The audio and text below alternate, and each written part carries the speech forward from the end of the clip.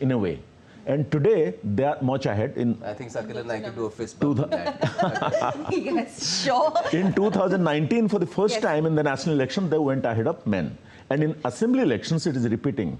And the consequence is that all political parties have to respond to it. So, Mr. Rao, the writing is on the wall when it comes to election and the whole electoral process. India, clearly, in India, it cannot get really bigger than this. The largest in terms of expanse and scale, plus complexities and challenge on planet Earth. How have we really covered this journey? We're going to talk a bit more about that, but we have our reporters standing by from these highly contested 4 Indian states. Let's quickly go across to Team India on ground, joining us this morning here in India.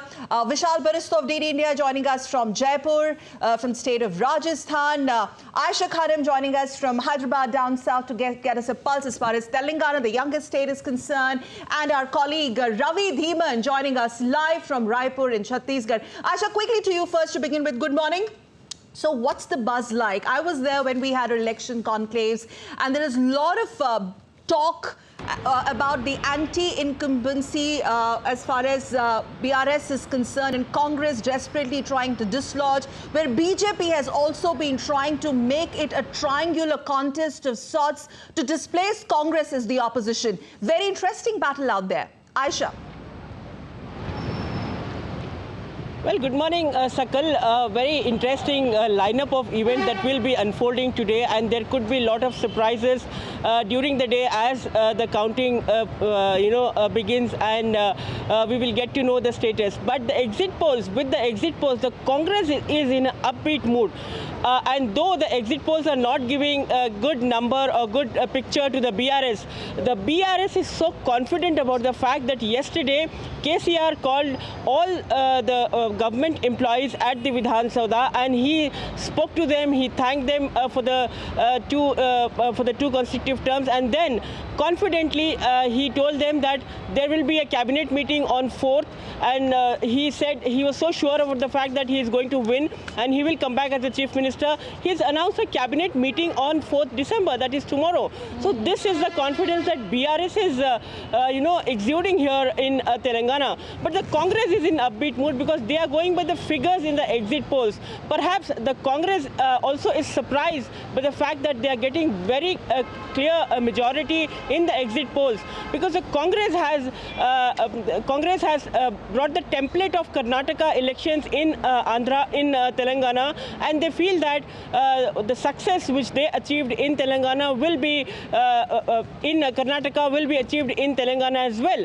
So this is the confidence in both the camps. But right now we are looking at a triangular contest between Congress, BJP, and the BRS. And on the other hand, you have AIMIM, which is a very dramatic party, limited to the old Hyderabad, limited to the old city, and they are the fence sitters. They will be looking at a hung assembly, because in case there is a hung assembly, about 7 to 8 seats which they are confident of winning, they will go with the party forming the government, irrespective of their ideology. So MIM is kind of seen as the Kumaraswamy or the JDS of Telangana here. They will take an opportunity to see that they will go whichever party is in the lead. So this is going to be a very interesting lineup of events that we will see. And here at Gandhi Bhavan in Telangana, there is a lot of excitement. The Congress getting ready for a celebration. Already. And the BRS camp is also ready with the celebration.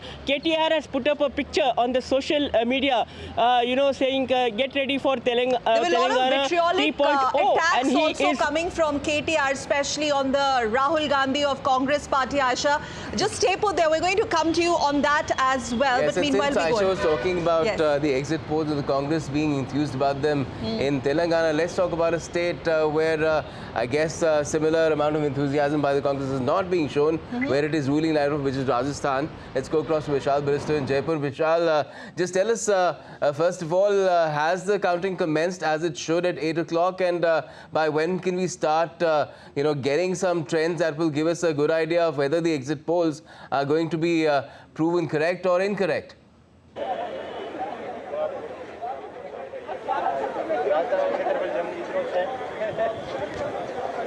Well, a very good morning to you, Gautam and Sakal. Yes, the counting has started. First to go are the ballot papers. By 8:30, the electronic voting machines would be opened and the counting would start. Now, talking about the exit polls, as you rightly said, let me assure you that Rajasthan is going to come up with the biggest surprise of all the states. Well, absolutely. So after the ballot papers are finished, then 8:30 would be the EVMs. And yes, as I was telling you, that Rajasthan is going to spring the biggest surprise of all the states, because a lot of exit polls have come up with different opinions. But let me tell you, though BJP has not announced a chief ministerial candidate, but Vasundhara Raje 2 days back, she went ahead, met the governor of the state and also did puja at the Ganesh temple. Now she looks quite confident of becoming the chief minister, but the Congress party is also quite confident, and Gehlot especially he said that there is no anti-incumbency against my government. And I also witnessed this thing across the state. The voters, they were not very vocal about against the government and Chief Minister Ashok Gehlot. The only problem with the Congress party was the infighting between Sachin Pilot and Ashok Gehlot, and also the weak organizational setup that the Congress has. Seva Dal is nowhere to be seen, while BJP is a united party as far as the organization is concerned. Their cadre is very strong, and they have a strong support from the RSS as well. The door-to-door campaigning of the Bharatiya Janata Party was much stronger than the Congress party. But let's see what is there for store, and in some time from now, about 12 o'clock, we would get to know. The picture would be much clearer, and the claims and counter claims would come up before the viewers. But as of now, let me tell you that it is going to be a very tight contest. This is the first time that the convention is not being followed, and the Congress party saying that, insisting that it is going to form the government once again. And it is the confidence of the chief minister is based, the confidence of the chief minister is based on the 7 guarantees that he has offered to the people of the state. So it is going to be an interesting Congress contest between both the BJP and the incumbent Gehlot government. Vishal, you have a long day lined up for you. And an interesting day, of course. And Ravi, our senior colleague, joining us from the field in Raipur in Chhattisgarh. Ravi, if you could hear me. Yes. 90 seats, very tight contest, straight fight, BJP, Congress. Is really anti-incumbency going to play a role for the ruling dispensation this time around, considering the issues have been in the fray in the state of Chhattisgarh, corruption scams, liquor scam and much more, and ED tightening its news where Congress claims that it's Delhi calling the shots.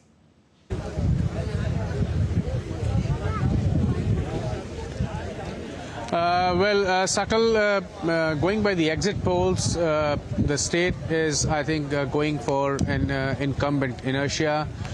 Going by the polling percentage, has not been the highest so far. The polling percentage has not surpassed the figures of last time. It is not very low from last time, but it is 0.5 percentage point lesser than what we witnessed in 2018. So going by all these figures, what is generally associated with an anti-incumbency, it doesn't seem so, but we don't know. Nothing can be said about the voters' mind, how they apply their mind to select candidates, to elect candidates, and we just have to wait for a few hours. The results will be out in open. Right now, the postal ballots are being counted. That's what the announcement was made at 8 o'clock. And we'll see after the postal ballots are counted, the EVMs will be open, and slowly the results will start trickling in from all 90 assembly constituencies. But the important point here is, as you said, the election campaign was, dominated by all the scams that have been witnessed in the state, including the liquor scam, the betting app, illegal flow of funds from the betting app scam, and the coal scam.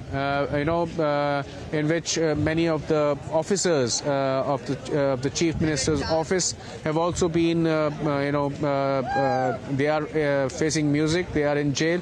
Apart from that, an interesting statistics that has emerged in these elections is the topic that we were discussing in the studios also. The female voters have outnumbered men voters here in Chhattisgarh.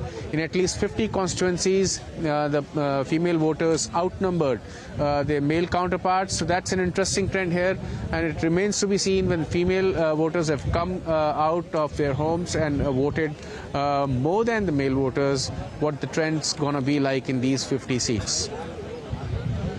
Tracking that with you, what's happening in Raipur for the state of Chhattisgarh through the day as well.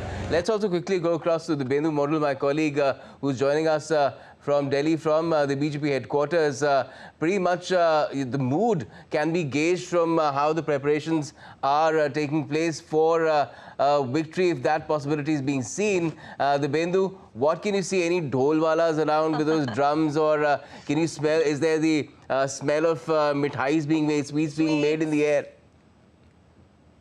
Well, Gautam and Sakal, good morning. You know, at the BJP headquarters, currently the situation is calm. The leaders are slowly starting to come in. I think the BJP leaders, what they have been telling us is they want to go slow because this is a very tight contest in both the northern Indian states of Rajasthan and Madhya Pradesh. Well, Chhattisgarh is also could be a tight contest, but of course in Madhya Pradesh and Rajasthan there will be a tight contest, and once the result starts trickling in after the postal ballots are counted and the EVMs are opened, we will perhaps get to see if the results go in favor of BJP, more senior leaders coming in to the party office. But for now, I think they don't want to make the mistake of making laddus and then having to give it to the Congress maybe. So they are just going slow about it. You know, the situation currently is that wait and watch. They will perhaps what we hear is that from 9:30 when the trends starts to come in, and by 11 the trends will settle in. So they are not rushing, and they're expecting their senior leaders to come in after 9:30 or 10 o'clock here at the BJP party office. And of course, if the BJP wins, the trend is that elaborate arrangements and some dhols, of course, we'll be able to see her at the BJP office in Delhi. Okay, Demedu, stay with us. We're going to keep track. And in fact, before we go to Praful Ketkar, we are getting some leads. Let's see. In fact, we must tell our viewers that we are consistently flashing these leads as they come real time on your screens on the bottom bands for credible news. Always tuned to DD India, India's national broadcaster. And let's quickly get a perspective from Praful Ketkar also and get him into the discussion. Praful, good morning. Organizer, editor. Praful, very good morning to you. Also, besides what happens in these 4 or 5 states, what we are really looking at is that the way this has been looked, as a build-up or a run-up to 2024. Irrespective of the results, what's the kind of... how do you put this in perspective? Because there is maybe less talk of the states and the respective results, but more buzz about this setting the tone for the things to come in 2024 elections. Lok Sabha. Good morning, Sakal. Good morning, Gautam. Each election is seen, as a run-up to Lok Sabha. Many media people would like to call it a semi-final. In India, Akshayji rightly explained the numbers. If we really see, each election is different, each state is different. Like, Madhya Pradesh has, 230 assembly constituencies, 199 in, Rajasthan, while Chhattisgarh has only, around 89. So, the anti-incumbency factor that works at the state level is quite different from the national level. That's why we see when election takes place simultaneously, we see a different kind of vote.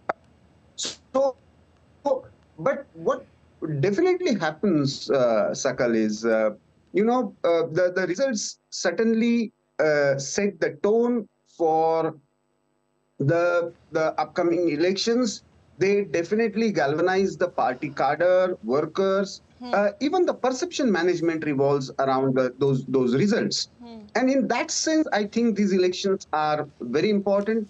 Conventionally, we have seen that Madhya Pradesh, Rajasthan, Chhattisgarh, they have always, set the tone for the assembly election, because generally they precede the general elections. In that sense, it is very important. But one of your correspondents, he was saying that by 10:30 we will start getting the clear picture. In case of Telangana or Chhattisgarh, I'm really doubtful. Perhaps we will have to wait for 12:30. There is poised to be a very, very tight contest, especially Telangana. I think will be very, very tight between BRS and Congress. Congress, yes. 9 out of 230. I think that was Madhya Pradesh. These are, remember, just the leads. We must tell our viewers, these are just the leads. Primarily postal ballots that have been right now open. So we shouldn't give too much of credence to this, because the trend, the larger trend will become clearer a little later in the day, by perhaps 10:30. 11 o'clock in some cases, as Praful was mentioning. In the case of Chhattisgarh and Telangana, it might take longer. Akshay Rao, if I could again come to you in terms of how things have progressed where elections are concerned. Even in these elections, although Ravi mentioned that the turnout was not as high as the last time in Chhattisgarh, in two other states, records have been set in Rajasthan and in Madhya Pradesh, and it's been quite a progression through, again, election after election. How even turnout has been increased. It's not just because of how political parties campaign, even the Election Commission has had a role in it, and also non-governmental bodies. Yeah, I think you're very correct. The national aspiration, even the Election Commission management's aspiration about numbers of turnout has increased, have seen a new age, if you call it. There was a time, not long ago, maybe even after 2000, we were pegged at 50-55%. We had plateaued. And now, or maximum 60. Now we are finding 70 as less. That means our aspiration has increased. Now Election Commission says, and many others say that 75% is the next target, at least 70%. That is why. Otherwise, in these elections, the turnout has been good. And let's not ignore the humongous efforts made by Election Commission of India about 10-12 years back, when they started this flagship program called SWEEP, Systematic Voters Education and Electoral Participation. Women's shortfall in participation was one of the planks, besides youth, urban, and people in difficult conditions of life. These were the 4 planks on which Election Commission made special initiatives. Just imagine I'll give you one small thing, example, which has not been perhaps noticed. In one assembly constituency, North Raipur in Chhattisgarh, all the 200 polling stations have been only women manned. If you call it manned or women. How, like any specific? 1,000, because gradually what is happening is that Election Commission in its plan to make booths more comfortable, better conditions for women, is doing everything possible. All types of facilities have gone, but this is big. Women manage polling stations, and one in which 1,000 polling staffers, all women, were put to man all the 200. Also, is it also because of the fact that security is improved and the process of counting has improved, the duration has reduced as well, so that situation of tension as to what will happen, tension building up amongst different camps where it leads to fights, that has also been reduced to a large extent. Yes, absolutely, and those are definitely the factors. For example, for journalists like you or in the public domain, it's a matter of excitement today. But for Election Commission, it is serious and sincere, months long of hard business. Yes, I was coming to that. Now, let's talk realistically in terms of challenge. India is a diverse state. We are looking at remote areas. We are looking at areas where, which are not really easily accessible. Those are the areas where election. Mizoram, for example, one difficult. Remote corners of. Or Chhattisgarh. The tribal zones, the interiors.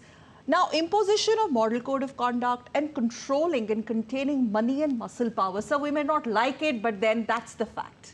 How do you control these political parties and ensure that there is a last man in the queue who comes and gets to vote freely and independently? EVMs go on camel backs. Yes.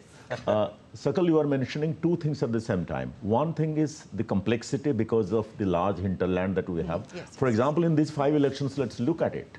Mizoram is a border state with Myanmar. It has drugs issues. There are 40 polling stations in Mizoram which are not connected by road, riverine. So these are, and Chhattisgarh, being still a small state, required 2 phases of polls because there is some apprehension of left-wing extremism. And there is an election commission. And that area had a higher turnout than the rest of the state. Absolutely, absolutely. And one of the things is that how to include everyone. No one should be left behind. For example, you must have heard about the particularly vulnerable tribal groups, which are in large number in Chhattisgarh as well. The Election Commission's machinery made sure that everyone is enrolled in this particular community. And polling booths were established for 4, 5, 6 people in very remote areas. So that's the step that India cares for its last voter, even in most difficult conditions. Then the other thing that you mentioned, Sakal, is that and that's linked to level playing field. If you want to have a free and fair election, you must have a level playing field. And the two things which make it difficult is money power.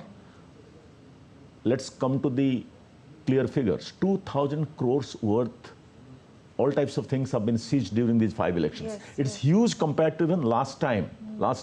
And of course, as expected or apprehended, Telangana leads the list with 700 crore and above. But 2,000 crores, that means the eye of the Election Commission is strongly focused, and they have connected all these agencies which hunt these, privilege, bad inducements, cash, metal, drugs, liquor. In a coordinated basis, this time it was done much better, and it has been happening for quite some time, but this time it was particularly successful. And let's not ignore the fact that there is a C-Vigil, which is a wonderful mechanism. I find it as a typical example of new innovation to strengthen the electoral process.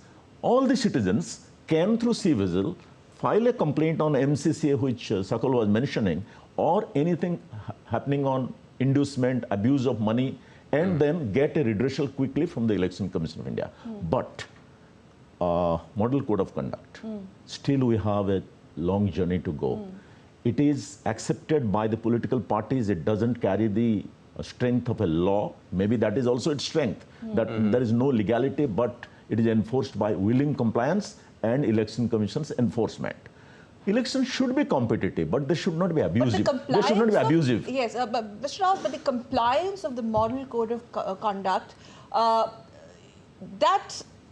is that really happening? I mean, because it's not legally binding on the political parties. It's happening largely, but not totally, I must say. Is that a big challenge? It is a challenge, but under the circumstances, this is the best option. Like Election Commission made it a point to have preventive enforcement, not punitive enforcement of the MCC.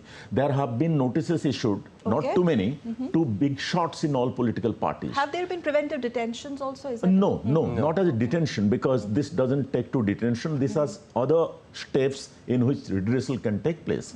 But I think it is basically preventive measure. But good thing is that in India, still political parties largely go by that because there is an image question. There is a moral pressure. In a live election scenario, no political party can ignore when there is a stricture on them. And it is a public image, it counts for voting. But Karnataka was pretty abusive, and Election Commission expressed, the last election, expressed its concern about it. This time it has been much better, but it could have been even better. And we are all concerned, like everyone in the public domain is concerned, that in 24, there should be more compliance and there should be less violation of model code and maybe some more strictness everyone is expecting all the time from Election Commission of India. But it is a very complex scenario. It's not like to put people to jail. There are provisions of MCC, Sakal, which you mentioned just now, which are linked to IPC and CRPC. If those are the things, then straight away certain things can be done under law. The rest of the things is a desirable moral code of conduct, which everyone is supposed to willingly adhere to. Talking of moral code of conduct, we're talking about money power, muscle power, and clamped down by agencies this time around. Reportedly, a lot of news coming in from Karnataka, money being pumped from Karnataka to Hyderabad for Telangana polls. In fact, let's quickly go to Aisha also to get a bit of a more perspective for Hyderabad, and then we can go to Praful also, Gautam. Aisha, now the incumbent Chief Minister is clearly running for a hat-trick, but I wouldn't really go back to the exit polls, but then there is this whole thing about the way he started on an emotional card and the promises were not really delivered. Now the fight is 50 plus years of Congress report card plus 5 years of what they did or 10 years of what they did. Is this going to be a vote based on the real issues on which BRS came to power? Well, absolutely. This vote is based on the ground issues, and this vote is based on the fact that in the recent years, the BRS has disappointed and let down the very sentiments of Telangana state that he stood for and that he fought for.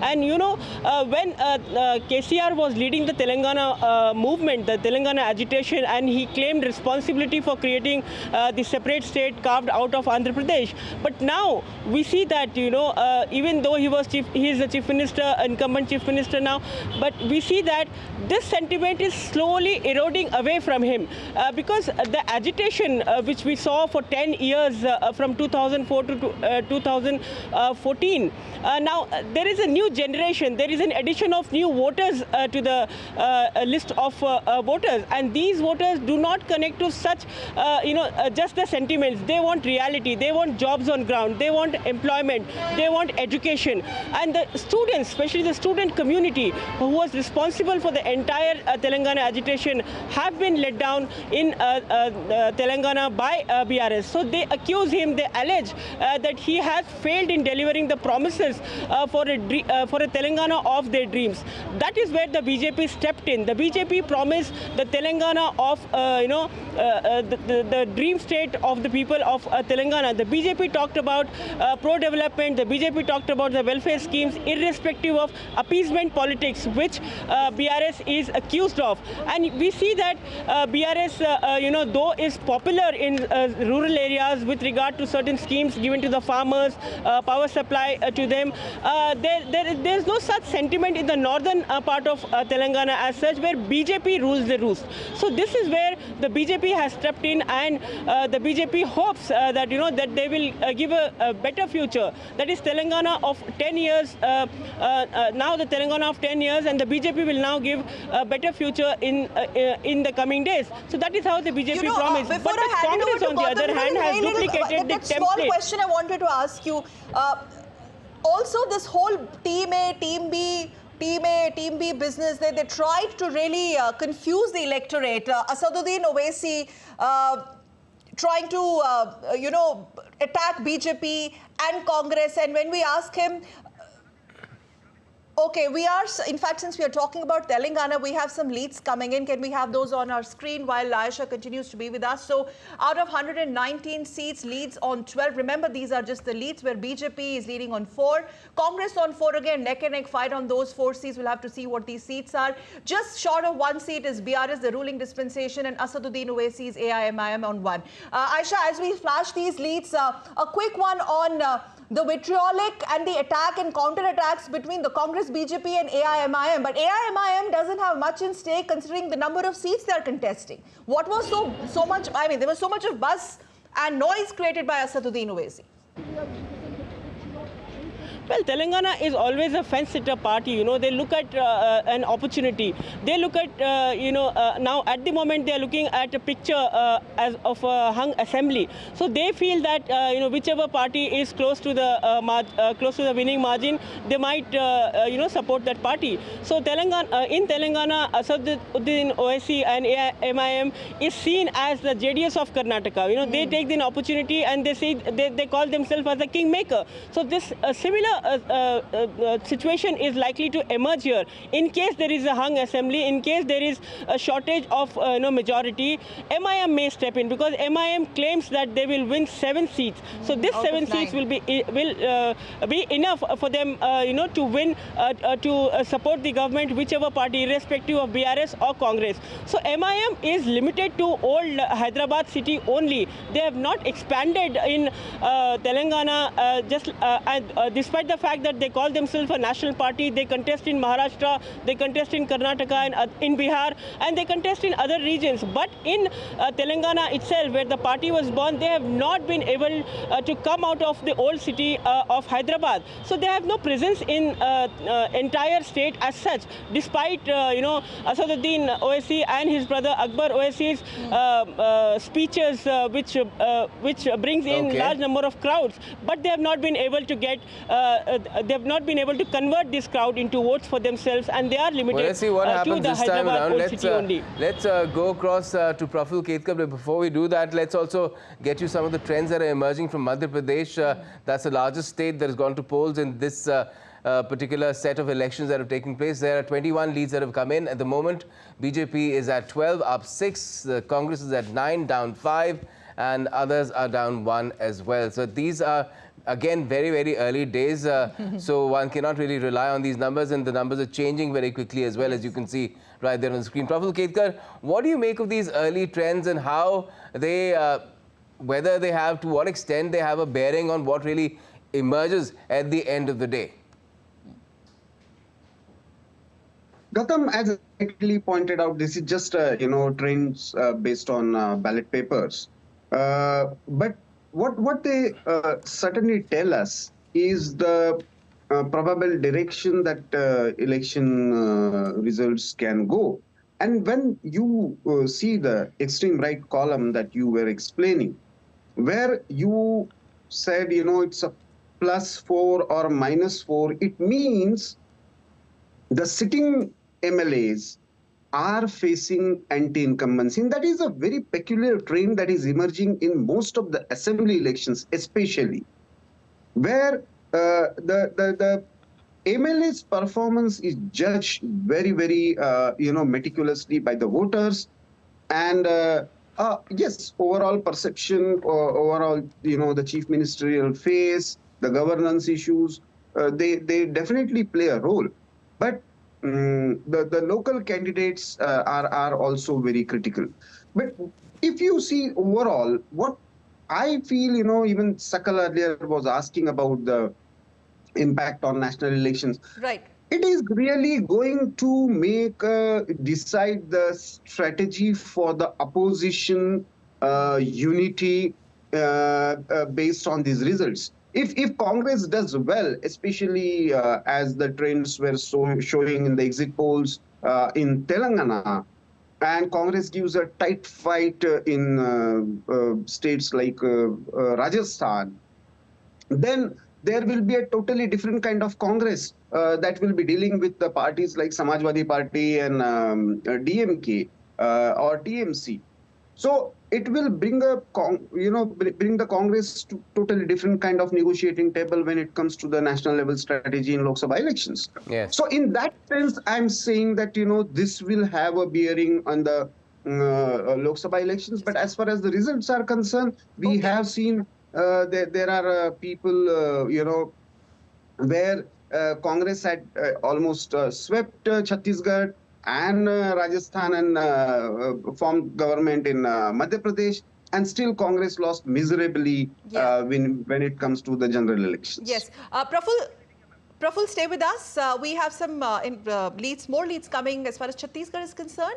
And, well, out of 95, we have leads on 51 seats. Interesting. BJP leading on 22 and Congress little ahead, 23 now, and Congress little ahead on 30. But remember, these are leads, and Ravi is standing by from Raipur. Ravi, these are just the leads, but already crossed halfway seats. What do you say?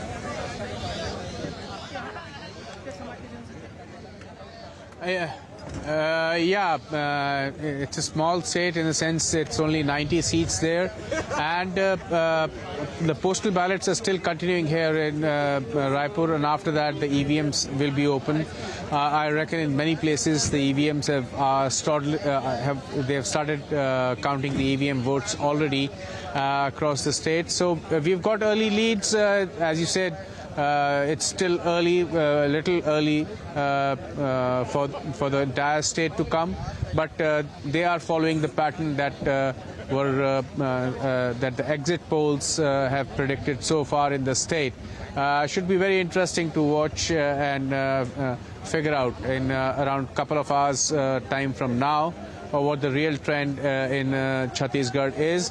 But it looks like it will be a direct contest between the BJP and the Congress, and the fence-sitters here like the Gondwana Ganatantra Party or the party floated by the Ajit Joki, they won't have much say in the final preparations on who takes the mantle of the chief minister of this state. In fact, these regional parties have, or the independents or defense sitters, as you say, they've not even opened their account in terms of leads. And Mr. Raut, you wanted to add to Praful's point on 2024? Praful's point was based on political analysis more. And I'll just add a little bit of stats and managerial aspect to that. There have been a lot of elections, and answering your question actually, how does it extrapolate to 24? Correct. That was the question. And the political answer you have heard from Prafulji. There have been several assembly elections in the past which are in the close vicinity of a national Lok Sabha election, and the results have completely changed. And another example, which is a very interesting example, of last election in Odisha, for example, is that the people overwhelmingly voted for the regional party BJD led by Mr. Naveen Patnaik, but they gave good number of seats to BJP for the center. That means people, the voters have matured to that extent in India that they are able to discern about what is their regional and local priorities and what is their national priority. This is a very interesting thing, and it is happening more and more. So there is no technical correlation, complete correlation between this. Of course, the political parties are entitled to take it as a semi-final like many other analysts do. No, but is this just for the optics? Just because if the sentiment at the regional level and at the national level are two different things, and our electorate over the years has matured enough to decide, I mean, they understand the difference between electing a chief minister and the prime minister of the country. So why about this the maturity aspect, I wanted to ask this as well, because although elections through the years have become smoother, they've become more free and fair, there's better law and order, there are modern challenges to it as well. There's social media. There's now deep fakes that are that's being talked about, new age technologies, generative AI that will become a challenge for elections. So do you feel that that level of maturity is there to be discerning in those sorts of scenarios as well, where there's a lot of fake news buzzing around, and you know, people can be disinformed to the extent that they even sometimes clash? Your question is very correct and very relevant for today, and it is going to be more relevant tomorrow. The deep fakes and also the hate news abetted by artificial intelligence is going to be a matter of concern. Everyone has expressed concern. Of course, it's another thing that your fake is my real, like your freebie is my welfare, and my welfare is your freebie. So similarly, but the concern is across the board in the public domain and everywhere that this is terrible. In fact, the election should be competitive, but they should not be abusive. And abusive in a way that you use fakes and deep fakes to defame and personally attack someone. So that's not the correct proposition. And in this, Election Commission's initiatives, I am going back to Sakal's question in a very brief manner. More than the political parties taking it as semi-final, I am taking it as the Election Commission's semi-final, because a lot of these operational practices, for example, handling hate news and fake news, have been experimented and have been, all the... So operational aspects. Yes, instruments all their technological applications, all their enforcement initiatives, they have to be tried and tested for the largest events of the world. So that is just 24 interrupting election. you for 5 seconds because sure. more leads Sure. now coming in because that's what really matters. Now Rajasthan is what we are looking at. Ashok Gehlot's Congress is leading on 18 seats, a little behind in the BJP, where if BJP comes to power, that's going to be a history of sorts there. We'll have to really see, because remember, these are early leads and the regional and or again, the the independents gains and the losses become very, very critical here. Yes. Again, the others are the ones that are losing out at this point. The So is most the Congress. then, of course, the Congress is losing out as well, since it was the leading party earlier and was in power in the state, and it's the BJP that's got its tail up at the moment. And pretty fast out there. Praful, coming to you, I wanted to ask you about this perception management and exit polls. Now, do these exit polls actually have an impact as far as the real voting day is concerned, the pattern and the mind or the psyche of the electorate? Exit polls... Or opinion polls, for opinion that matter. polls for Exit that polls matter. come later. Yes. Opinion polls on the channels, do they really influence the mind of the voter? Sakal, I don't think they influence much. Exit poll, of course, comes later, after the voting is over. Opinion polls certainly give, a picture of what people are thinking. If that picture is resonating what, my perception is, then it certainly have some kind of influence. And in democracy, that is fair enough. What is problematic when it comes to the numbers is basically because you are taking a very small sample size and you are extrapolating those, voting percentages to seats conversion. That is a very tricky business when it comes to the Indian scenario. For example, what will be happening to the Chambal region in Madhya Pradesh may not be true for the trend of Mahakaushal region or Malwa region of the same state. Because the issues, the local perceptions, the local anti-incumbency will work, in a completely different way. And therefore, this extrapolating voting percentage and converting them to seats, that is a very tricky thing. But that is a very trendy business these days, and that's why people get into it. But otherwise, getting seat-wise, picture, it's a very, very tedious task. And as Akshayji was rightly explaining, the kind of machinery that the Election Commission has to run to conduct these elections for a private, any of the entity, whether a company or a media house or whatever, it's practically not possible. So general trend is, to take 10 to 15% of, random sample and then, applying the same, take a clue from the previous elections, general trends that are happening, and then applying it to, from vote percentage to seat conversion. In that sense, I don't see, and because people have started seeing this more as a,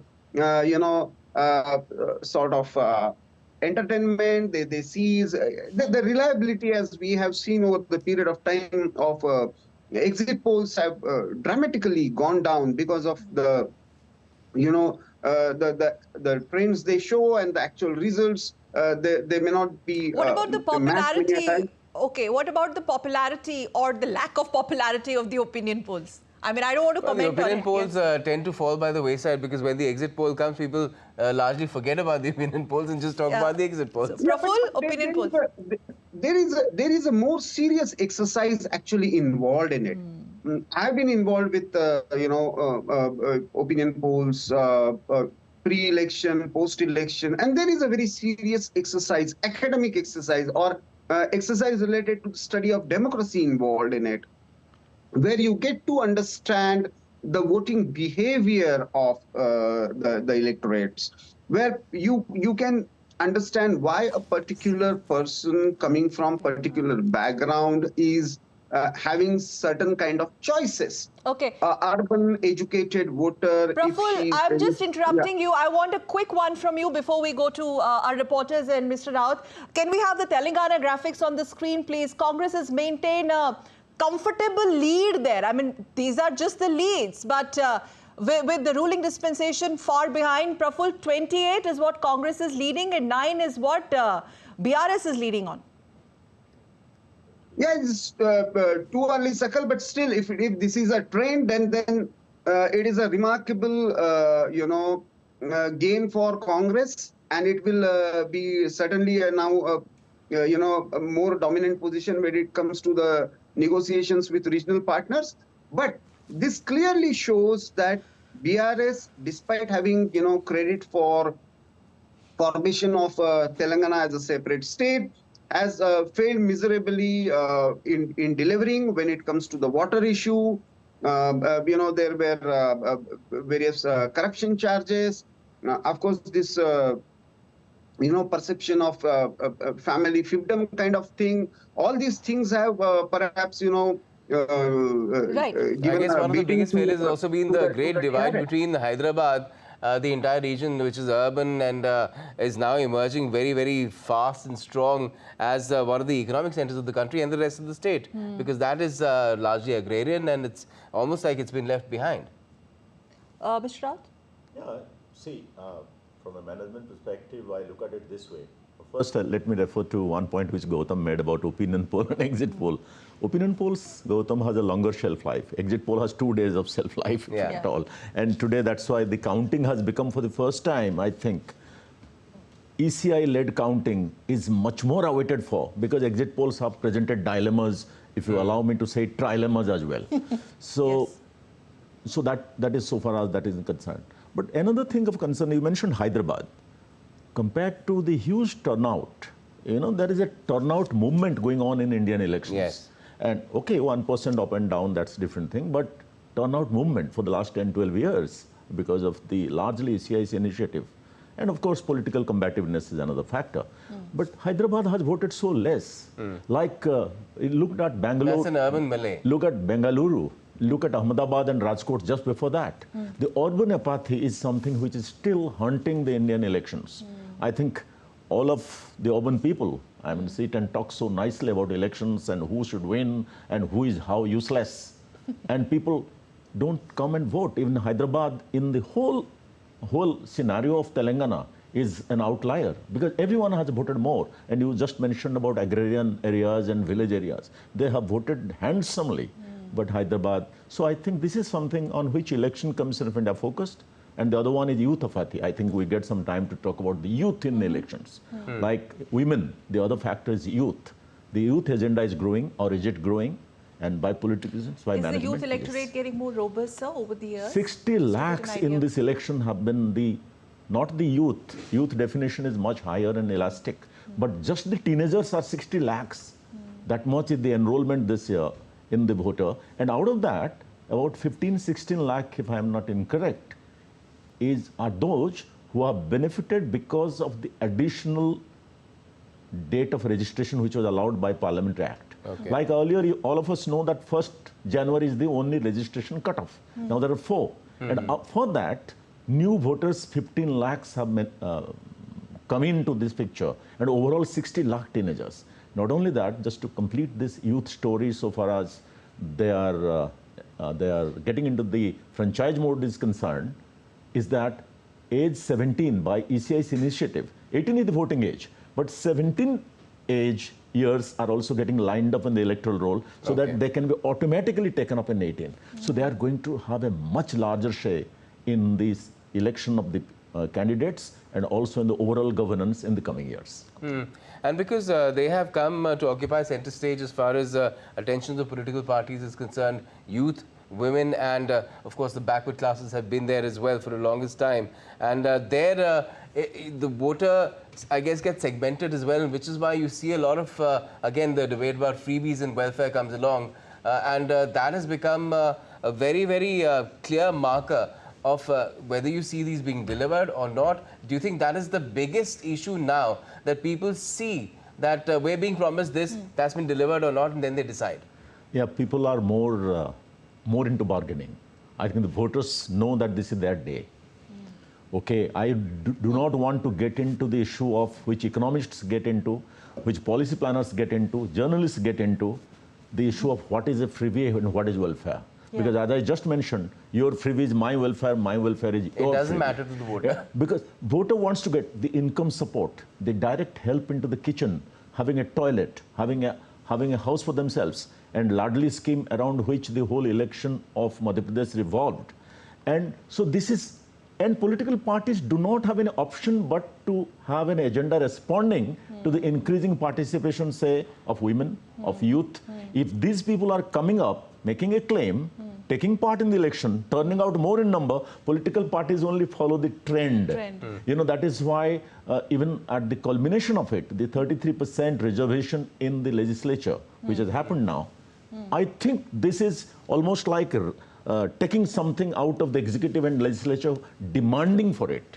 Yeah. Thin line that divides the freebies and welfare schemes and the kind of impact these welfare schemes actually can have on the psyche of the voters. And before we go for the recap, can we please have Rajasthan on our screens? Because I think there we have some interesting trends coming in. Rajasthan, yes, Rajasthan. So out of 199, 74 leads we are looking at, out of which BJP and Congress are poised neck and neck. 39, BJP is leading on 39 seats, while Congress just a tad behind, leading on 34 seats. And others will have to see what this other It'll be interesting to see if we could get the graphic in terms of gains and losses as well. Because that will in itself tell its own story. If you could get that up as well on the screen, apart from these bar graphics, that would be something that we could perhaps talk a little bit more about. Yes, we will have those leads in terms of the gains and the losses made by the respective contesting parties. But before that, Praful Ketkar requesting you to stay with us. We need to do a quick recap of the top stories, the headlines that we are tracking at this hour for all the viewers who have tuned into DD India. Let's do a quick recap. Counting of votes for 4 Indian states, Madhya Pradesh, Rajasthan, Chhattisgarh and Telangana is on. It started at 8 in the morning IST. Results likely by the evening.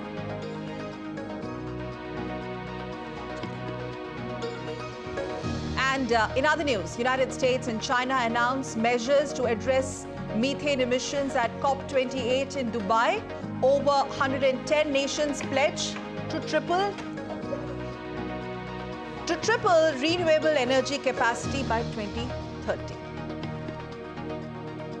And the Philippines lifts the tsunami alert after a magnitude 7.4 earthquake struck the south of the country as the waves receded.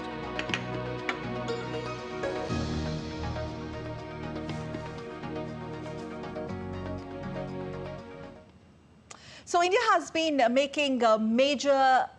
taking major strides to increase women's participation in every sector, including politics, both in terms of choosing leaders as well as getting elected to the seats of power. As the nation awaits the results of the recent polls, here's a report on the role of women in Indian politics.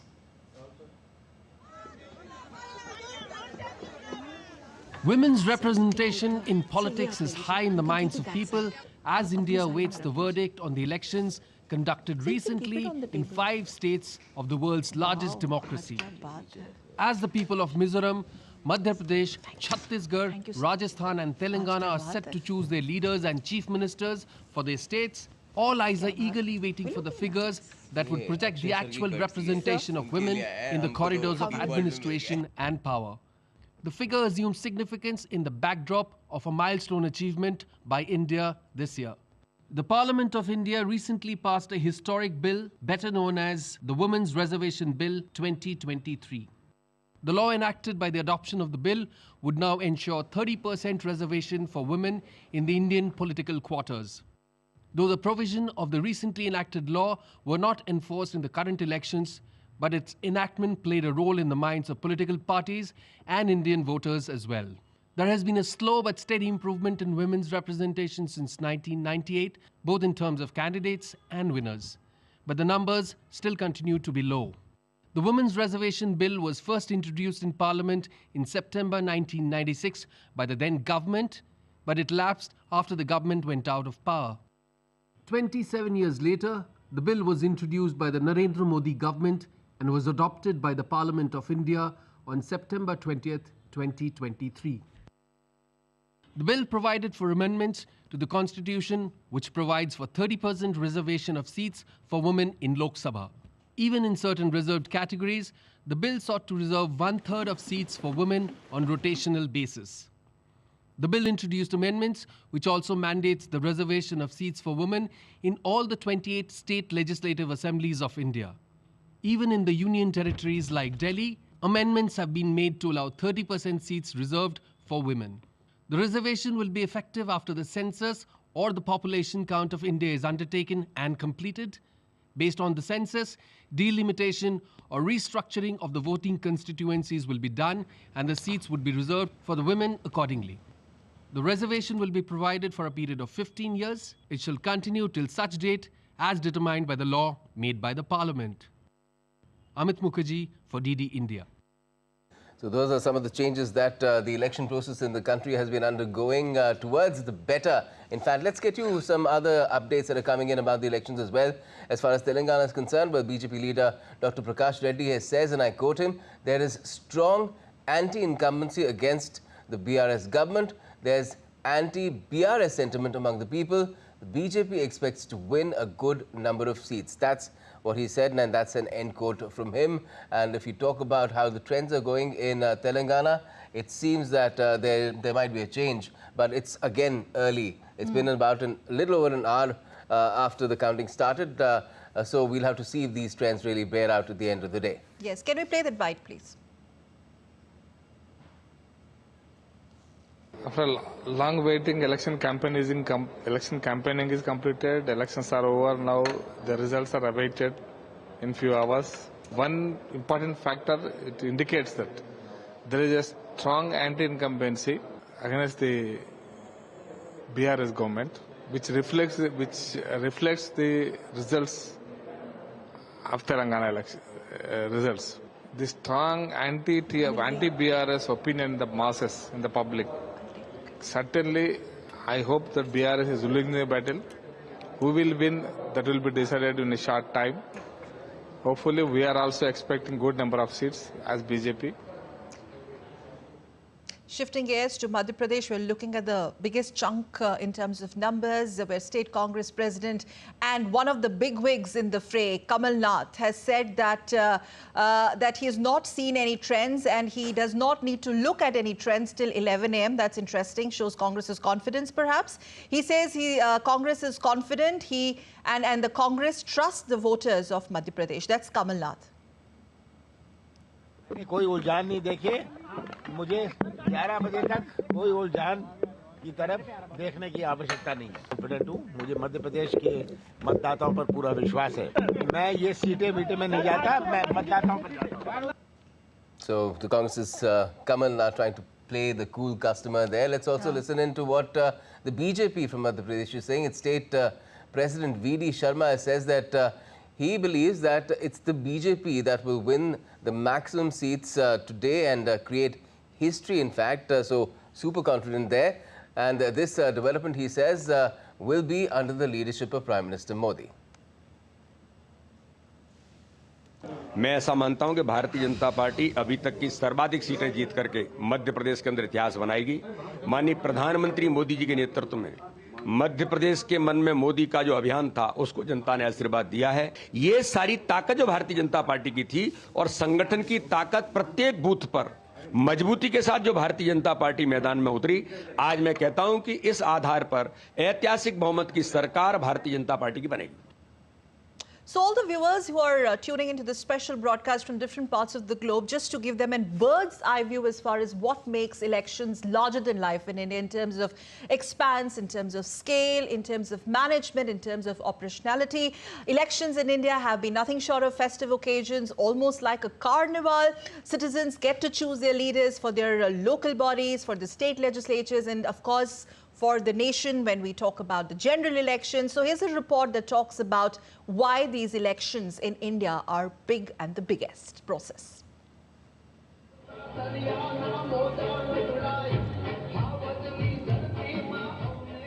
These are not moments of jubilations for a marriage. or a happy family occasion. Neither it's the fervor of Diwali or Holi, the festival of colors. These are celebrations India witnesses round the year. The celebrations during the festival of elections. These happen in different pockets of India at different times of a year, and it happens almost every year. The objective is to choose leaders who could run the municipalities, states, and also the nation, India. The carnival of the world's largest democracy is in full swing in certain states of India now. It's a carnival in every sense of the word, in terms of spectacle of colors, hurly-burly, and the exuberant noise. It's a festival of people's participation to run a country that has set benchmarks hard to match anywhere else in the world. The festival is observed by all Indian adults who are 18 years and above. The organizer of major elections across the country is the Election Commission of India, or the ECI. The Election Commission is an autonomous body set up under the provisions of the Indian Constitution. It's responsible for administering the union and state election processes in India. The body conducts and supervises elections to the Indian Parliament, comprising the Lok Sabha, the lower house, and the Rajya Sabha, the upper house, the legislative assemblies of the Indian states and union territories, and the offices of the President and Vice President of India. Elections of representatives to the Lok Sabha, the 28 state assemblies, and 3 union territories like the Indian capital, New Delhi, happen through direct voting by the citizens of India. In the election to the Lok Sabha, citizens of India choose their Prime Minister. The election for the state assemblies decide on the head of the province, known as the chief ministers of the states. This year, the Election Commission of India conducted 9 elections, the recent ones being held for the 5 state assemblies, including Rajasthan, Chhattisgarh, Madhya Pradesh, Telangana, and Mizoram. The people of these states are choosing their leaders to run their province for the next 5 years. Amit Mukherjee, DD India. All right, so that's how the Festival of Democracy really comes to a crescendo at this time. The counting is on in 4 states.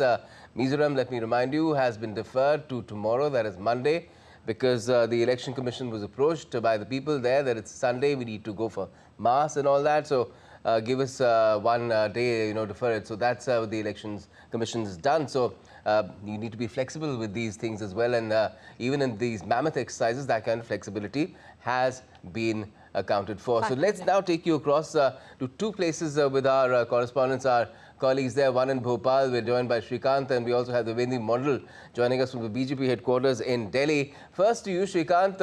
Good morning. What is it looking like for Madhya Pradesh? It's way beyond an hour now, and almost well, close to a half the seats are giving clear trends now. So is it looking close, or is the distance increasing now, and it might be the case that the BJP might again rule the state? Yeah, good morning. We'd like to tell you that, Madhya Pradesh has always been known for its close contests. And if I would like to inform the viewers, even in the last elections in 2018, there was a fight which went down right to the wire. And it's believed that even now, today also we'll be witnessing a close fight, a real close contest. Yeah, it is still early. It is still early hours right now. And initially we just have, as across the country, the postal ballots have been counted first. And right now we are receiving close to trends, about 150 odd seats. But what we can tell the viewers is that it's still early right now to predict a winner. So this is clearly a fight which will go down to the wire. Like even last time in the previous elections, that's an interesting trend we are seeing in Madhya Pradesh. Like it's almost the repetition. Like this year also we expect to see quite a close fight between both the 2 parties here. Okay, Shrikant, stay with us. Madhya Pradesh, as far as Madhya Pradesh is concerned, as of now, BJP is leading in 57. And if we can just go back to that again in Congress in, I think, 42. Can we have Madhya Pradesh? Because we have Shrikant with us. Meanwhile, going to the BJP headquarters in national capital, New Delhi, Dibendu joining us. Dibendu, it's now 9:15. And BJP looks comfortable in Madhya Pradesh, in Rajasthan. Okay, these are just the trends that we are looking at. But any buzz behind you? Shrikant, stay with us if you could hear me. Yes. Dibyendu.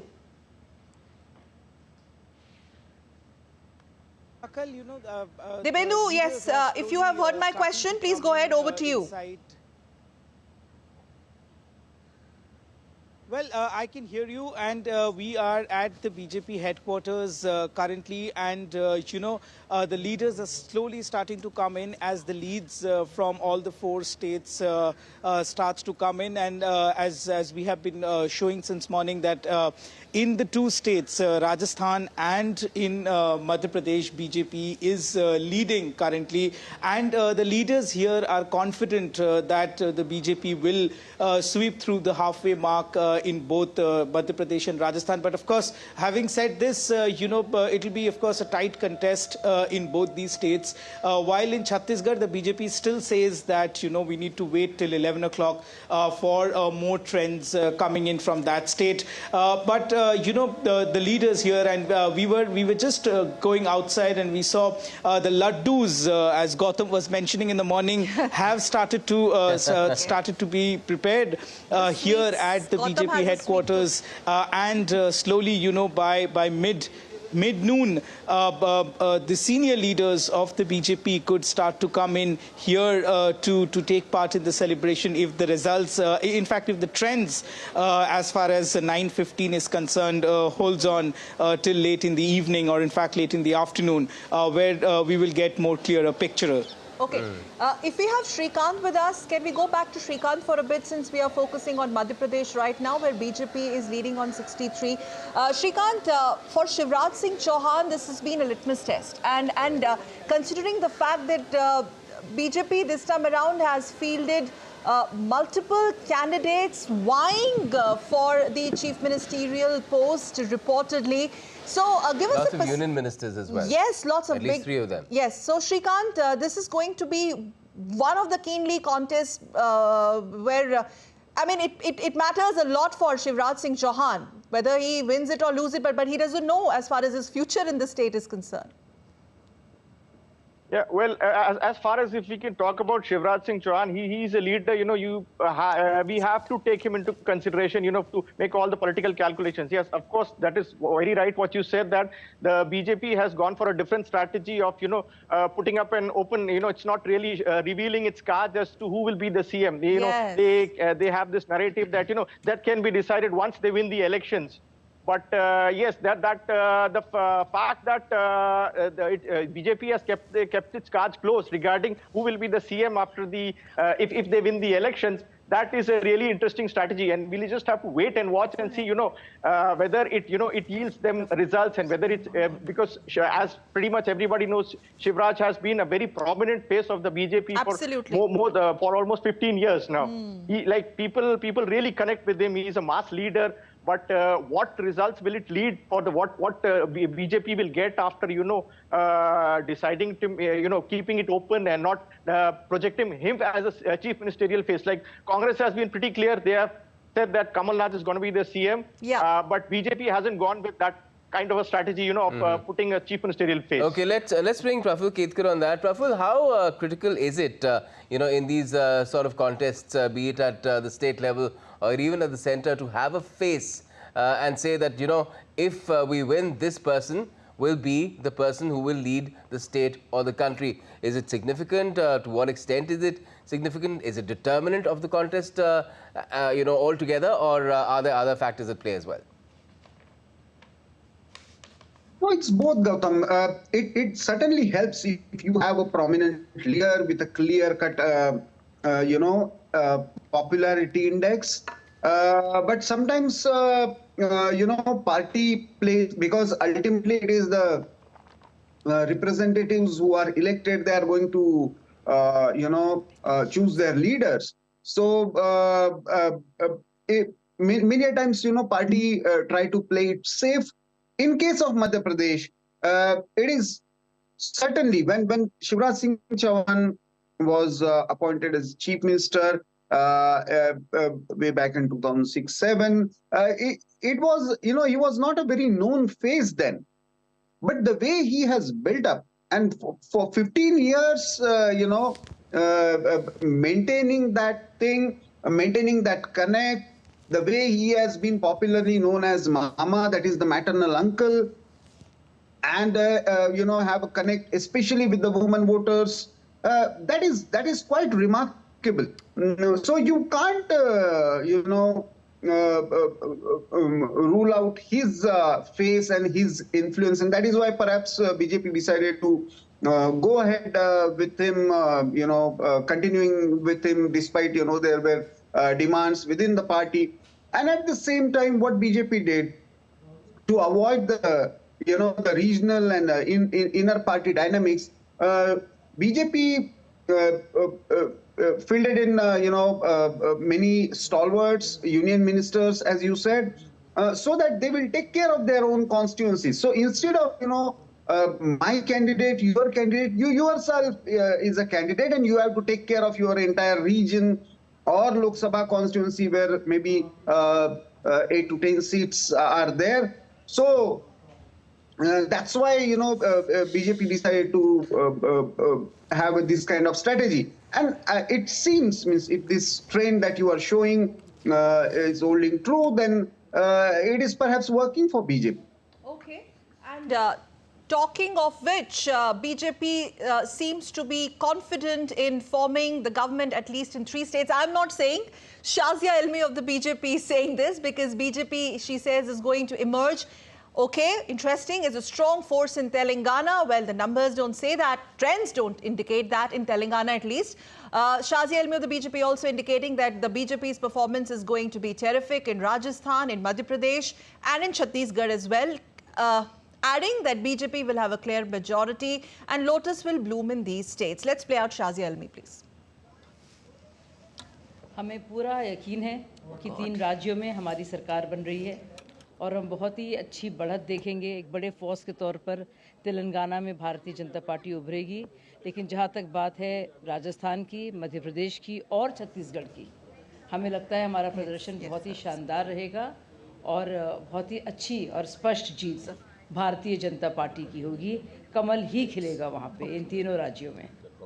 Okay, so no matter what the trends show at the counting day, till the final results come in, you have to keep your game face on. So Shazia Elmi doing that as well, pretty well at the stage. And right now, of course, there's a good reason to be very positive as well and upbeat about the possible outcomes in these 4 states.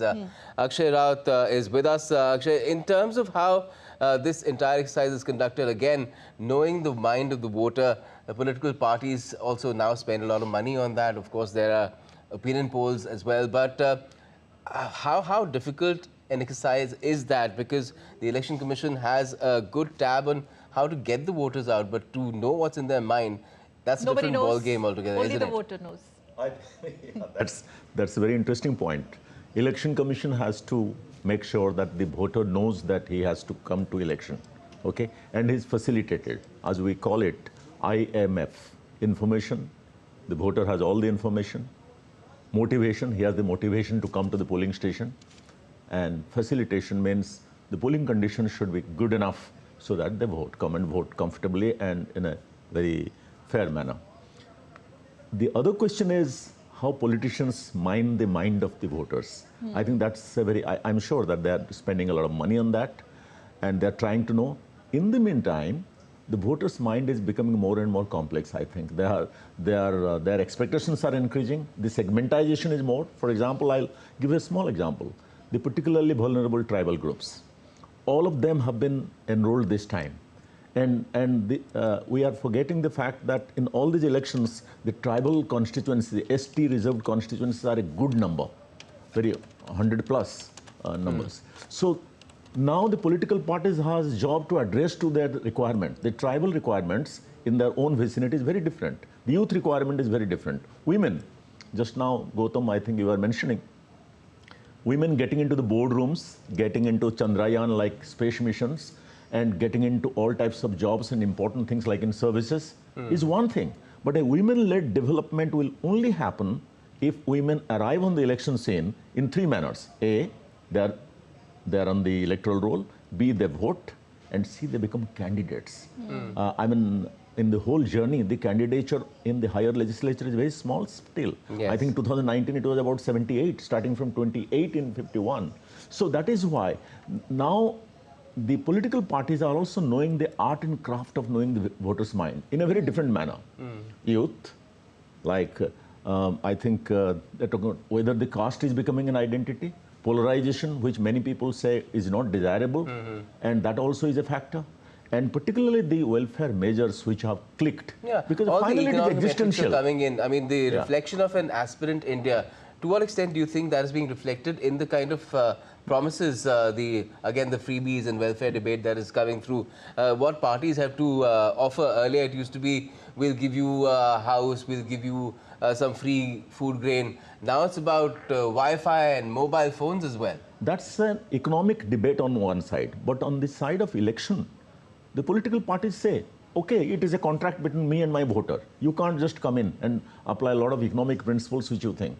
Like manifestos, are they real or unreal? The Election Commission wanted that, last year they have a great initiative saying that political parties must justify their manifesto, where from the money will come, what exactly they will do. But this will require a much larger consensus with judiciary, with political parties coming on board. Like remote voting. And it will require legislation as well, Yeah, won't but it? Election Commission's heart is in the right place. They want these reforms to happen. One big thing we need to talk about it today is that a lot of voters who are excluded from the voting because of their migrants. There was a great initiative called remote voting, which has went to some distance, but political parties and others are perhaps not prepared for this yet. So a consensus has to wait. So that is how the voting community is not a homogeneous one. It is a heterogeneous one. And political parties are trying to know that and address each one as a small group. And we talk about the digital revolution in India. Why don't we talk about online voting? Yeah, online voting, okay. The primary sacredness of voting, of free and fair poll, is based on secrecy and uninfluenced nature. Both these, as per the ordinary estimate, are compromised if there is an online voting or something. It is a more of a, before that, I think, if it is demanded by NRIs or demanded by people who do not want to walk to the station, polling station, when they can jolly well do. People in Mumbai, Delhi, Bengaluru, Hyderabad, they have all the capacity to walk up to the polling booth. But they would love it if you give them an app on their mobile phone, they just click and... Before that, Sakal and Gautam and all of us must think of crores of migrant people who are being forced by the situation of their life to go and work elsewhere. Why not they be entitled to vote first? Why not make some arrangement? So that is a discussion going on very positively at the level of Election Commission. And my expectation will be the political parties should also have a consensus on that, because perhaps there is not a clear understanding among political parties who these people will vote for. Who stands to benefit, because they look at it from a political lens. Plus, I mean, if you look at how the EVMs, when they were introduced, the kind of suspicion that they were seen with, that there's some probability of rigging in it. If it's online, then they'll say, oh, God knows what will happen. There will be a bigger debate, possibly. And all that. There will be a bigger debate. But one thing, I think all of us should count our blessings, as they call it. In this election, at least till now, there has not been any debate. You know, this debate on EVM keeps appearing once in a while. It's a loser's debate many times. But this time, I think a credit goes to the Election Commission of India's management of a manner, right up to the point of counting, the way EVMs are escorted under CCTV, under political representatives' look, that there has not been any question, at least on EVM, on VVPAT. Okay. Just for our international viewers, I'd like to say that EVMs are electronic voting machines, which are extensively used, millions of them, when India votes. Absolutely. Let's now once again go back to states one by one, and we can start with Madhya Pradesh and have Praful with us to give us a perspective in which direction now the wind is blowing in respective states. Again, agree, Praful, you're smiling out there, that these are trends, but for Madhya Pradesh, would you just say that these are just the trends? And I think these are becoming telltale trends exactly, now. Because now, let's have Madhya Pradesh, please. It's kind of the picture likely to come in the state of Madhya Pradesh for the BJP, where they are leading in 100, okay? They've made a century in terms of leads, where Congress is far behind on 73, and others are your independents. They've not really opened their account in terms of leads only. Which but is again BJP 100. Okay, BJP now -1, 99, and Congress goes up 74. Praful. So that must be a close fight. Close fight. Yes, yes. Go ahead, please. we can play around this game till maybe 11:30, 12. But again, if this trend is true, then Modi and Mama Magic has worked for BJP. That it looks like BJP's campaign revolving around women voters has certainly helped if these trends are true. And in Madhya Pradesh, perhaps even I would be more interested in what is happening in Chambal Gwalior region, because there is the area where BJP had faced a lot of dissension last time, and because of which BJP lost the ground. Now, the then Congress stalwart Jyotiraditya Scindia is with BJP from this region. Yes. How far he has helped in gaining that ground for BJP, that is going to be very interesting factor. And that is going to even decide the inner party dynamics for BJP. But while saying so, I remember, when I started observing elections first, and then actually getting into as a student, as a journalist. We remember, Sakal, Gautam, that we used to almost for 2 days the counting used to take place, and yes. So as just talked about EVMs. I know many people internationally, they do not understand the significance, how far Indian elections. Akshayji is trying to, make the change that has happened over this mammoth exercise. But it is really remarkable that within a day's time, when even in the American presidential election, we find it, for 2 days or 3 days, the ballots are counted, and still certain states like, Florida or, they still Arizona, they still we keep waiting for the final result. Here in India, with these many complexities, with these many numbers, we are almost getting first 4 hours we are getting a clear picture. That is very incredible when it comes to Indian democracy, and that's why instead of calling it semi-final or a quarter-final or run up to the final. But that point, Praful, for the BJP, you've spoken, and now it's very essential for a democracy to function smoothly, to have an opposition, and not just an opposition, a very robust opposition. For the Congress, they're desperately looking at winning couple of states, like we are looking at 4 major states, where Mizoram Congress or the BJP don't have much at stake. But in terms of having an upper hand, in terms of getting into that seat-sharing mode with the allies, and this win for the opposition is very important. Absolutely. And it would be really, good for Indian democracy if Congress gains some ground. In Chhattisgarh, Congress had a landslide victory last time. So whatever may be the case, whoever is going to form the government, Congress is going to lose that, kind of lead that Congress had in 2018 elections. But they cannot retain that for sure. Means you don't need any numbers even to tell that. In Telangana, if Congress, really holds the ground as the trends are showing, then it is going to be a game changer when it comes to their equations with the regional satraps, because they are really. Have a upbeat mood, especially after Karnataka election. When it comes to the... We've got the data now on the screen, Praful, for Telangana, and it seems that at the moment, the Congress has taken an unassailable lead at the moment as far as the BRS is concerned. That's what exactly I was talking about, Gautam. Yeah. That if this is the train and the way, Congress is gaining ground in Telangana after losing it miserably. Congress was at the center when the state was created, but Congress couldn't take a credit for creating a separate Telangana. Now, if Congress is winning, it will be a big booster. After Karnataka results, Congress mood is upbeat. Congress is trying to be more in a position to talk to the allies.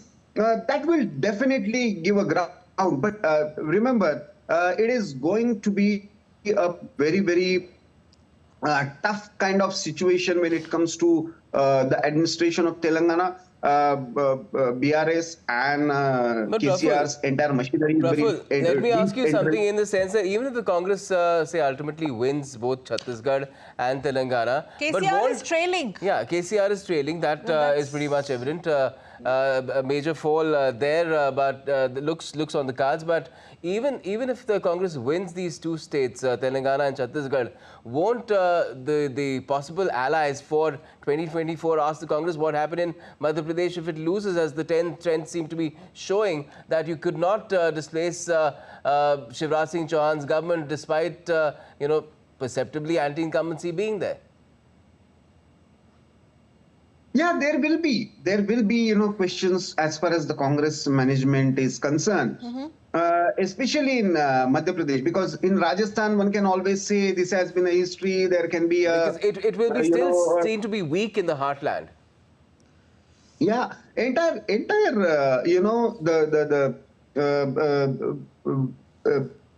India spreading from east to west, the central part to west to east. Congress looks, especially if you start from Bihar, then Uttar Pradesh, where Congress is almost insignificant, and then Madhya Pradesh and Rajasthan, where Congress is the main contender. And still, if they are not able to either hold or challenge, BJP's rule, then Congress, certainly questions will be asked as a main opposition party. But as in Telangana, see, Congress has a lot of stakes in southern states. And while talking to the parties like DMK, they need something to show.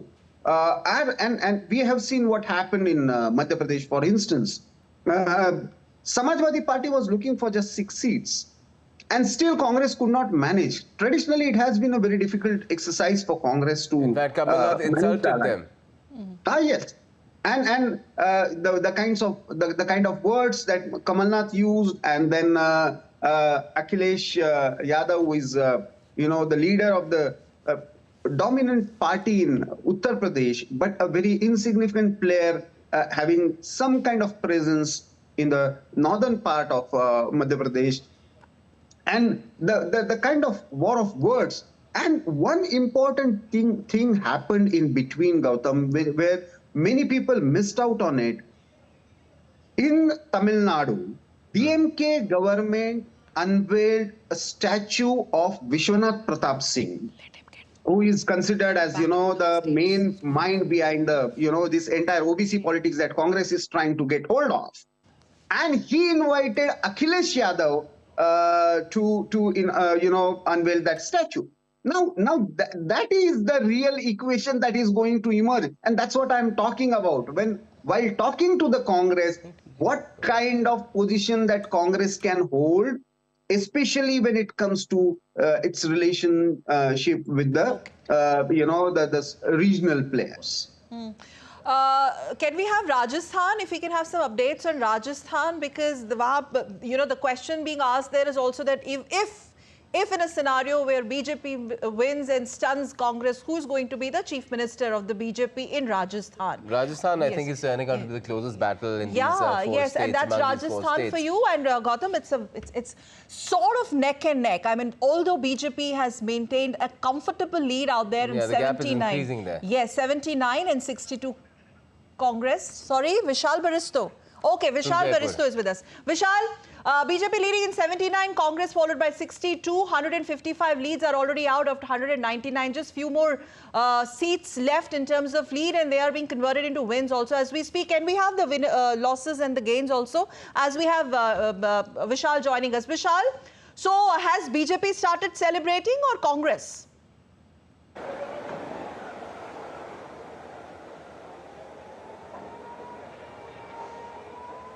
Well, as far as the celebration goes, I'm here at the Congress office here in Rajasthan, Jaipur. And as you can see, there is some kind of movement here, but not nothing sort of celebration. And it will take some more time for the picture to clear. But I have been telling since morning that it is going to be a keenly contested state, and Congress is also not doing bad, but still behind BJP. As far as the Chief Minister is concerned, now we're getting some images, in fact, on our screen right now, Vishal, of fireworks being lit. Because Vasundhara Raje has not been declared the Chief Ministerial candidate. I don't know who's lit these fireworks. Somebody's at the BJP office. We're seeing images of fireworks being lit. Gautam, that is of the BJP headquarters in the state. This is the Congress headquarters. Because Congress is trailing, so they have not started off with the firecrackers. Gehlot is perhaps in the war room, and Raje is just... we'll have to see. Let's not really jump the gun here, because we strictly follow the leads that come from the election. I remember I had tracked, I'd gone to cover elections in Bihar, where early trends were something else, and there was one particular party which started celebrating, laddus were distributed, and then the situation completely flipped around a couple of hours later. Yeah. Talking about the trends, let me just put one concept here. For quite some time, we are used to the word anti-incumbency, which you used in your discussion quite a bit, and Prafulji was mentioning to that also, in terms of leaderships in various states. But for quite some time now, in recent years, pro-incumbency is the word actually. If you are looking at states like Chhattisgarh and Madhya Pradesh. If you performed well. That's what I'm saying. I think states returning to power is more of a trend. You look at other states also, not only those which have gone to election today. And look at Odisha, for example, a quarter of a century. Amazing. Almost like perhaps it's... it used to be the CPM quarter of a century. West Bengal at one point of time. No longer the case now. So now, voters have matured to that extent, they will vote, they will not have a revolving door policy like we are talking in context of Rajasthan so much. Not everywhere, not every time. Because pro-incumbency votes are coming more and more in the last 10, 15 years. That's what we are seeing. That's one. And then another point, the credibility of the election. Prafulji was talking about the EVM. And let's talk about the EVM just for a minute more. The EVM, now accompanied by the voter verifiable paper audit trail, VVPAT, they've been looking like invincible. There was not long ago muscle power, taking away booth capturing, taking away of the ballot boxes, and mutilation and fudging of the votes because people did not know where to stamp and what to stamp. EVM has taken out all that. And the counting has become so simple as it was being mentioned, and we are going through. Leads getting converted to victory. And quickly the numbers are changing. It's all EVM magic. So the EVM has become a strength of the Indian election system, which other countries are recognizing. And 2024 is a year in which more than 70 countries are going to election. India, of course, we are talking about it all the time. United States, Russia, and in the neighborhood, Bangladesh, Pakistan.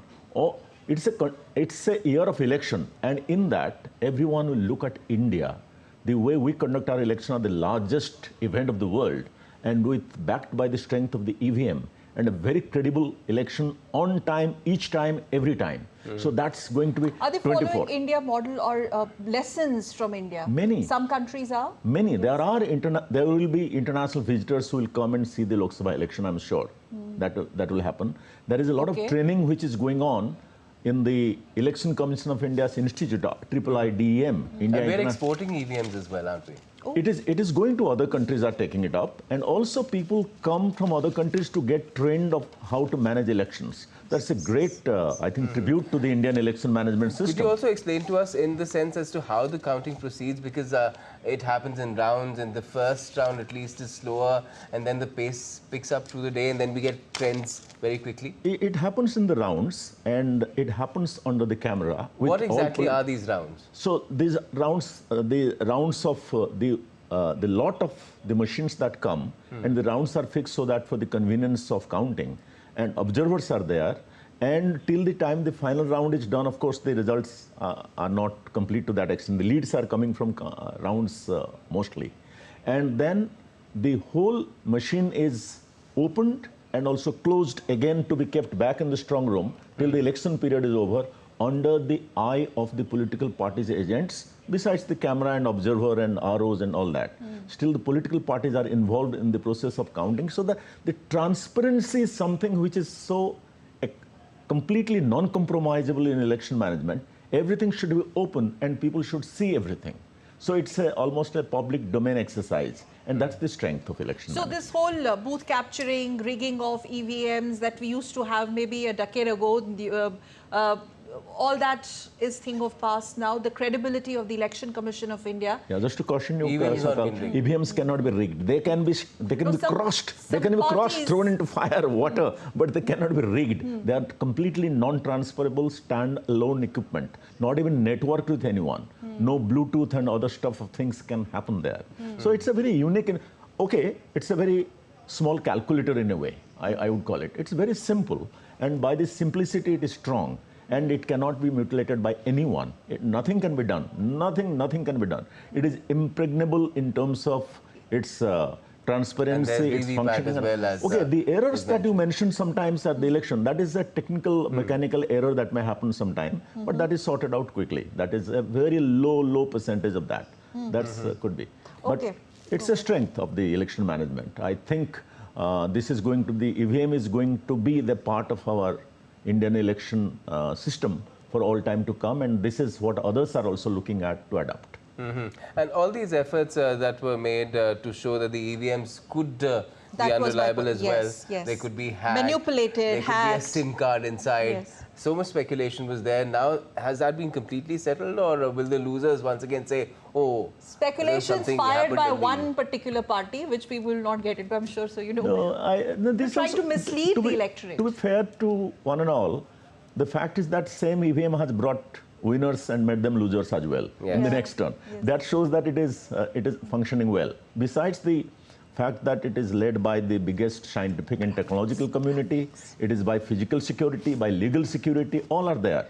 You know, Supreme Court is very conscious of the machine. Everyone is conscious. So that's not a problem.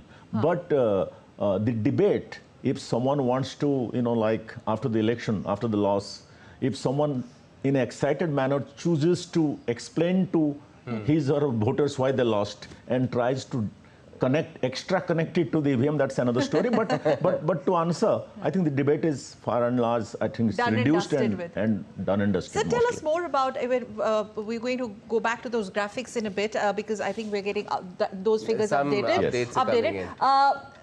This elaboration on this point a bit, how other countries are taking lessons or perhaps picking up the best practices of electoral process in India, the way we conduct our elections. First, there is an element of, let me take you back to what happened in the Capitol Hill after the US election last time. Yes. There was a chaos, and it is supposed to be the oldest and most powerful democracy in a way. But there was a chaos on the street. And in Brazil, when Bolsonaro lost to Mr. Lula, and he also didn't accept, the non-acceptance of election result never happens in India. Anyone who is a loser, I mean, he may be sad, but he cannot complain. He or she leaves the chair to the other one. This is not happening in other countries. That is why for everyone else, Indian elections are a beacon of hope. Indian electoral democracy, election management is a beacon of hope. That is why the Apex Institute created by the Election Commission of India, IIIDEM, takes the pain, you know, takes the responsibility, and other countries come to, as Sakal was saying, in batches to get trained so that they hold the elections well also. So the election-related collaboration is very high from India's point of view. When an election is announced in any part of the country, it's effectively the Election Commission that takes over the administration of that particular region, doesn't it? And the ruling dispensation has very little to do after that. There's a model code of conduct in place as well. It's a very important question. It should happen, but it is not the case in many countries. In India, it is the case. And in India, all the election machinery, all the staff, civil, police, security, and technical, and they report to the Election Commission of India. The power to transfer them and move them around is with the Election Commission of India. But this is necessary, this is ideal for the neutrality of the whole election process. It should happen in other countries, but it is, yes, as you said, perhaps it is essential, but it is not the case in other countries so much, so completely. We almost take it for granted now that that's the way it's going to be. Yeah, so that is why there are more complaints in terms of efficiency of election management. Questions are raised. In India, there is no question. Okay, in the times of model code, there could be, okay, they have been more abusive, they spoke worse language, they should be given a notice. That is a small part of the whole thing. Look at the mosaic of election management. All the things that go into it, deployment of security, deployment of people, and moving things, keeping things level playing field clear, not allowing the government to intrude into the neutrality of the elections. And these are all in place. I was coming to that neutrality bit. Neutrality bit and containing the overconfidence or the power matrix of certain political parties. Has this been a challenge for Election Commission of India? Oh, that's always a challenge. Typically, conceptually, it's a challenge. But if you look at from the 51 till now, the Election Commission of India is also evolving. Okay, it is learning from every past election. It is adding a couple of new chapters to its book of law. And good thing in India is that Election Commission of India's credibility is so high. It gets a lot of support from people, from the media, for example, from the highest judiciary. So anything that it does is generally seen to be in good intent, and it is protected and also strengthened by others in the system, in the Indian polity and in Indian governance system. And the executive, that's what Sakal's question was mostly directed at, has learned to live with that, okay, election time is ECI's time. It's not government's time anymore. In fact, to some extent, they say model code of conduct, okay, it is bringing governance down to nil. So there should be for a less period. So that is why the whole debate is going on. One nation, one because election Election Commission of India says no new schemes, no new announcements, please behave. Let the elections be fair first. Yes, please behave. That's the line which I like the most. You better behave. Okay, can we have the not the results, but the trends, whatever we have right now, updated graphics. Right now, we are flashing on our screens. Okay, Kailash Vijayvargiya leading there in Indore 1 constituency, one of the very crucial constituencies. But what is very important is also to kind of update our viewers as far as the trends in other states is concerned. 90. So we have the trends coming in for Chhattisgarh. All trends are out. Yes, trends are out where I think BJP is leading.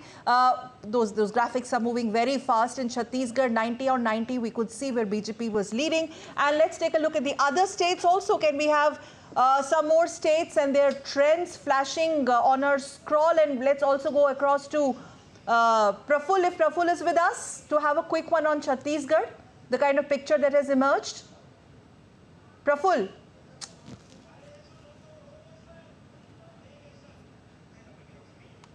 Okay, Praful Ketkar, before we go to... We have Praful Ketkar. Praful, it seems BJP is now in a very, very comfortable spot. We can have those trends in a bit, in some seconds on our screen. What do you have to say? Yeah, Madhya Pradesh and Rajasthan, it looks like BJP is in comfortable position. In Chhattisgarh, it is giving a very tough fight to the Congress. If this happens, especially in Bastar region, that is an interesting trend. As you are showing now, Madhya Pradesh looks very, very, considerable margin for 117 seats for BJP in Madhya Pradesh, leading in 15, 82 for Congress. They have got a loss of 13 seats. Others, we don't know what these others are, but yes, go ahead. 117 out of 230. 201 trends out of 230. Yeah. So as far as the trends are concerned, Rajasthan and Madhya Pradesh looks comfortable for BJP. But Chhattisgarh is going to be very, very interesting because, as I said, Congress had swept the election last time. Bhupesh Baghel remain very, very strong, that despite, there was anti-party from within his party, there was some kind of opposition. He remained there for 5 years.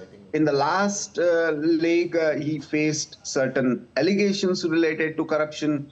But I'm more curious about what happens in Chhattisgarh, especially when it comes to the Bastar region. Okay. As far as, if you go by opinion polls, if you go by even the local updates, it looks like BJP is, doing considerably well in the Bastar region. And if that happens, then it looks like it can be a very tricky situation for Congress, because then these 2-3 seats for independent or Gondwana party, they are going to be very, very crucial. As of now, it looks 0 to others, but BJP is gaining 18 seats compared to the last elections.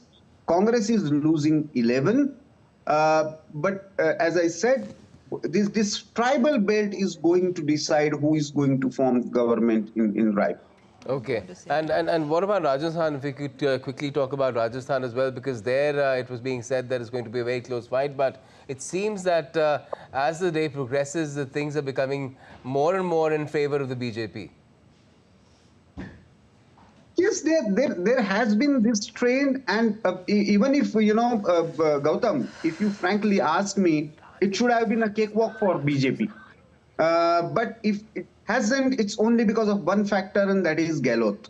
The way he managed this entire campaign, in fact, he ensured that the central leadership of Congress is not playing much of a role when it comes to the assembly elections and its campaigning. He managed to revolve his election around himself and his model of governance. And that is really creditable for Mr. Gehlot. On the other hand, BJP has a strength of having party. BJP had a natural advantage when it, if you see the history of Rajasthan elections, even the issues that BJP was trying to play, whether of appeasement, whether of corruption, whether of law and order, BJP clearly had an advantage. Of course, BJP consciously decided not to go with a face that might have, impacted the outcome. But still, even if Congress manages to go somewhere around 80 in Rajasthan, the credit will definitely go to Gehlot. Congress is on 70 right now. If Congress manages to retain Rajasthan, then it will be a major challenge to the central leadership. Because remember, when there was... Right, Praful, I'm sorry I'm interrupting you here because we need to wrap up this bit of our special broadcast. Take a short breather, and Munmun and Mark are going to join our viewers on the other side. Yes, all the updates will keep on coming through on the elections. Remember, these are 4 states that are being, the votes are being counted today. We'll also thank Mr. Akshay Rao at this point for joining us and talking about the entire electoral process, which is actually a festival, and which is what our tagline is. It's a festival of democracy. Thanks for watching, and be back with more with Mark and Munmun.